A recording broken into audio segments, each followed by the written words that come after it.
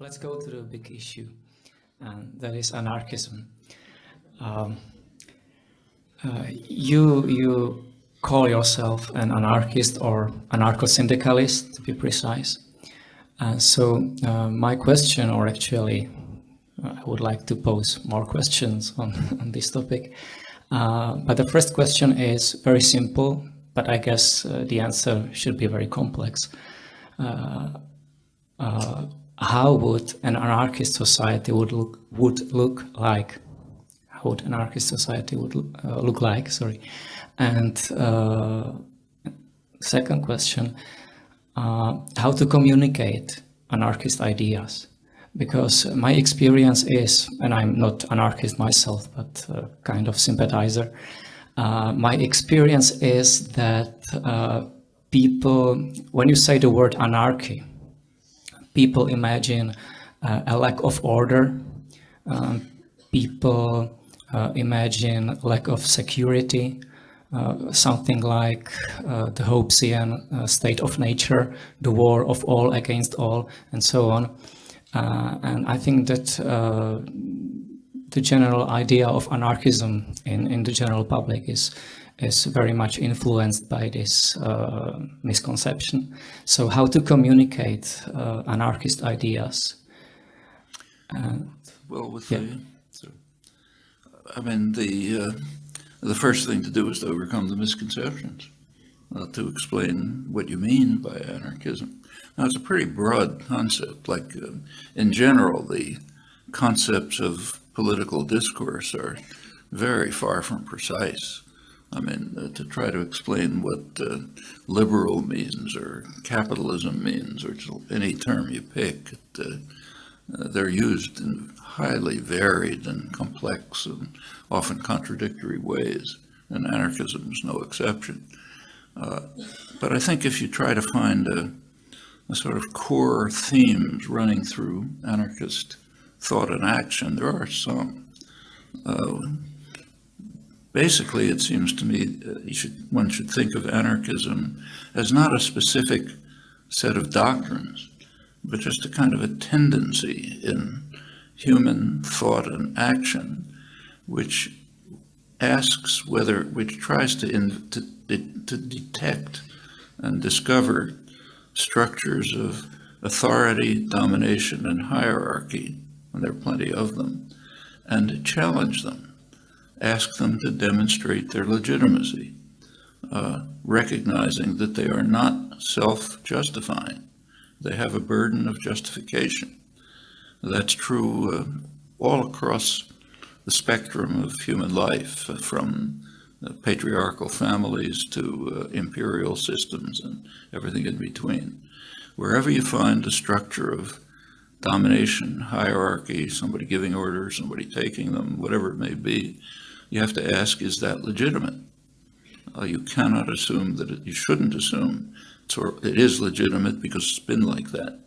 That's not a justification. You have to ask, is it legitimate?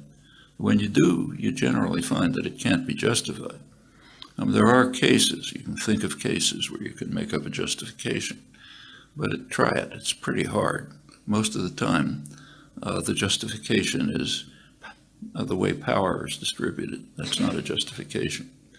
And anarchism is the effort to discover such systems when they can't justify themselves, to dismantle them and to move towards greater freedom, justice, opportunity, individual creativity, cooperative activity, and so on.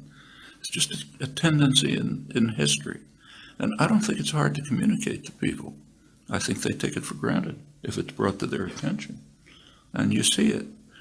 For example, take one of the major achievements of the last 50 years in many societies, the United States, many others, I'm sure here, has been women's expansion of women's rights. It's changed enormously. And how did it happen? Well, as soon as the structures of oppression were identified, they kind of disappeared. Which is not instantly, of course. There's resistance, still plenty of resistance, but they power, there's a nice, it's a general truth that power prefers darkness. If it's exposed to the light, it erodes. If people can see it, it erodes. And this happens all through history. Where does it lead? So what would the final goal be? I don't think anyone is smart enough to say that, to say what it would be. This is a constant, ongoing effort to try to expand the realm of justice, freedom, independence, breakdown of authority, and so on. And I don't see it should have any limits. You can think of all kind of concrete cases. So, for example, just think of the forms of authority and domination that exist in our societies. One of the dominant ones is wage labor. If you go back to the early days of the Industrial Revolution in England and the United States and other countries, people who were being driven into the industrial system bitterly condemned it. In the United States in the mid-19th century, when the Industrial Revolution was beginning, working people described wage labor as equivalent to slavery. The only difference was that wage labor is supposed to be temporary, whereas slavery is permanent. Actually, that was such a widespread idea that it was a slogan of the Republican Party. Abraham Lincoln accepted it. That's when Northern workers went to war in the Civil War. That was one of their slogans. Want to eliminate chattel slavery, literal slavery, and what they called wage slavery.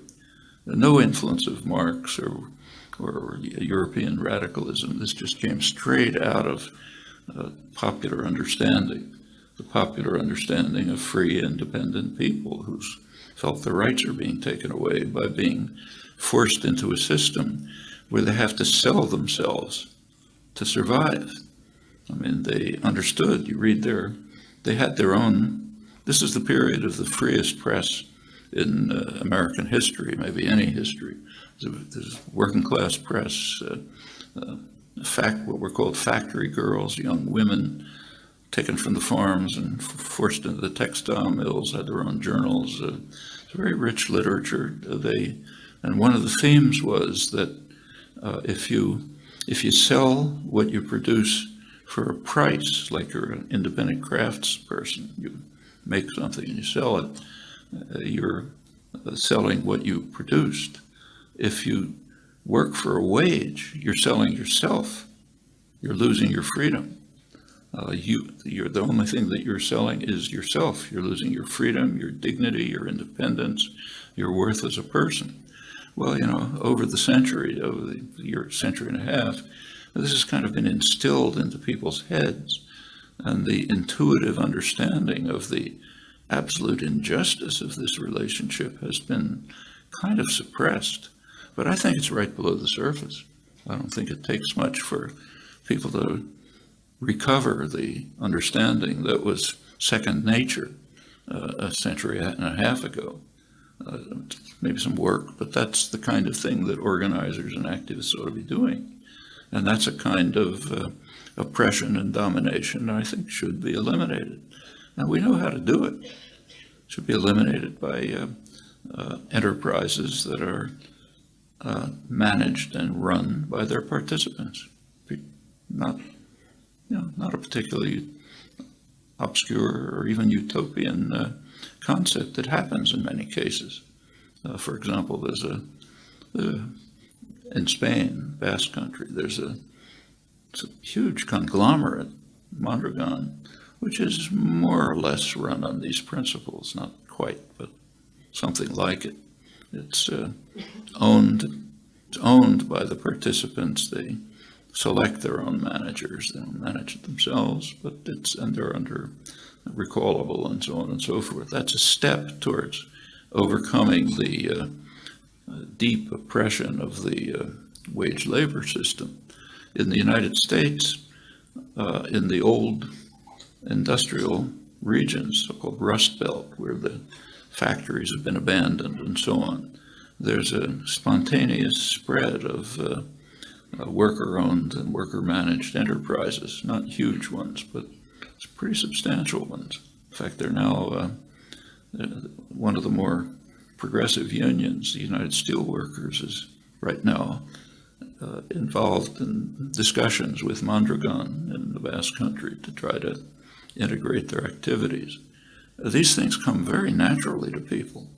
It seems perfectly obvious thing to do, and I don't think there's difficulty in communicating it once people are freed from the oppression that comes from just reflexively adopting the customs and conventions in which you survive. Actually, it's rather similar to the women's movement in this respect.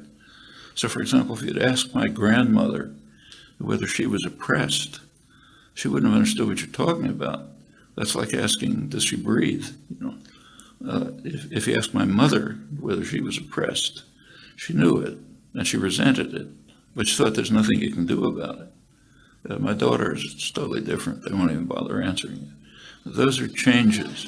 Those are changes that have taken place just through exposing power to the sunlight and seeing it evaporate.